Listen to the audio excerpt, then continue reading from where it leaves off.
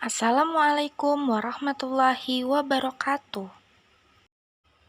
Perkenalkan, nama saya Ari Yunianingsi, NPM 5018133, kelas 7A, Program Studi Pendidikan Guru Sekolah Dasar.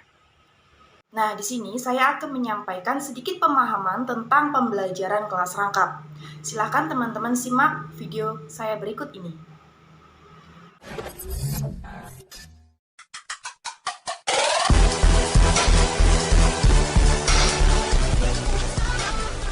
Oke, baiklah, kita akan masuki materi pembelajaran kelas rangkap. Ada yang tahu pembelajaran kelas rangkap itu pembelajaran yang seperti apa?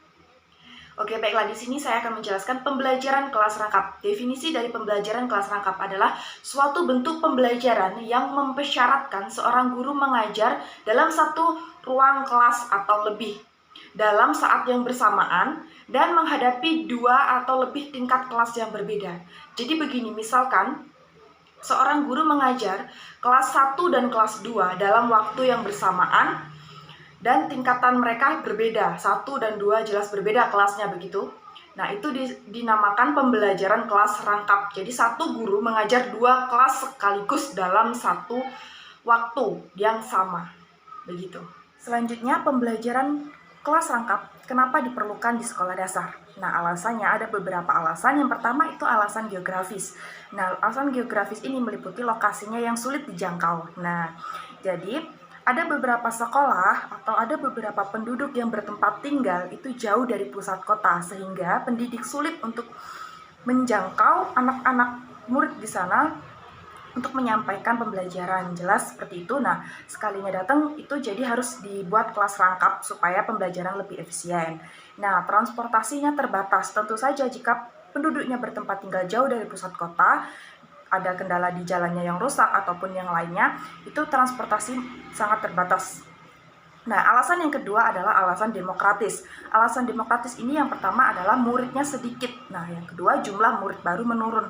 Tentu saja akan mengganggu proses pembelajaran. Nah, kenapa demikian? Nah, selanjutnya akan diterapkan pembelajaran kelas rangkap ini sehingga pembelajarannya nanti akan lebih praktis. Jadi digabungkan saja karena murid kelas 1 dan kelas 2 itu sedikit, maka digabungkan saja menjadi pembelajaran kelas rangkap seperti ini, akan memudahkan guru untuk belajar. Dan yang ketiga, ruang kelas terbatas. Nah, ada beberapa aspek kenapa ruang kelas ini terbatas. Yang pertama adalah sekolahnya terlalu kecil.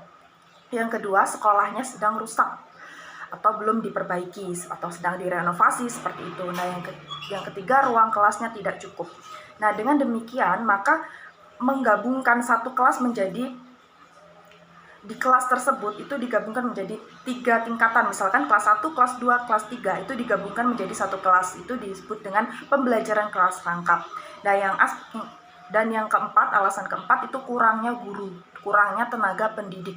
Nah, tentu saja tenaga pendidik ini merupakan aspek penting untuk pembelajaran. Nah, kenapa kurangnya guru? Itu yang pertama ada alasan tidak mau ditugaskan di daerah sulit. Ada beberapa guru yang tidak mau ditugaskan di daerah terpencil, alasannya jauh dari pusat kota dan jauh dari tempat tinggal, ya kan?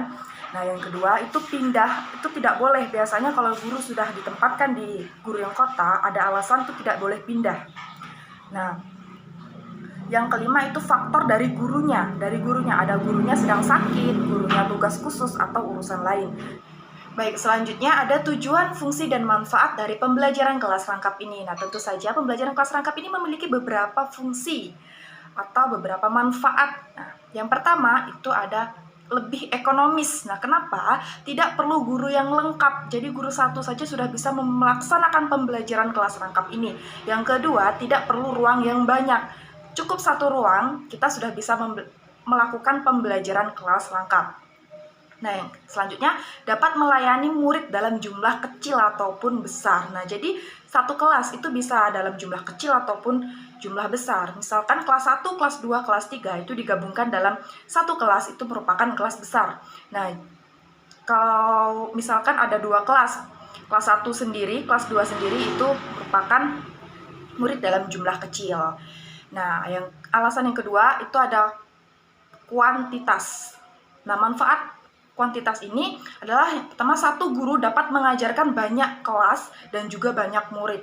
Jadi nggak perlu guru 2 ataupun 3, cukup satu, tapi sudah bisa kita melakukan pembelajaran kelas rangkap ini.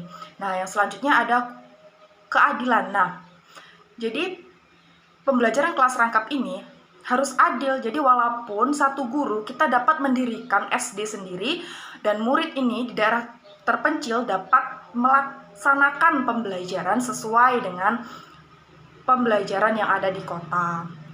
Nah, alasan yang keempat itu ada pedagogis.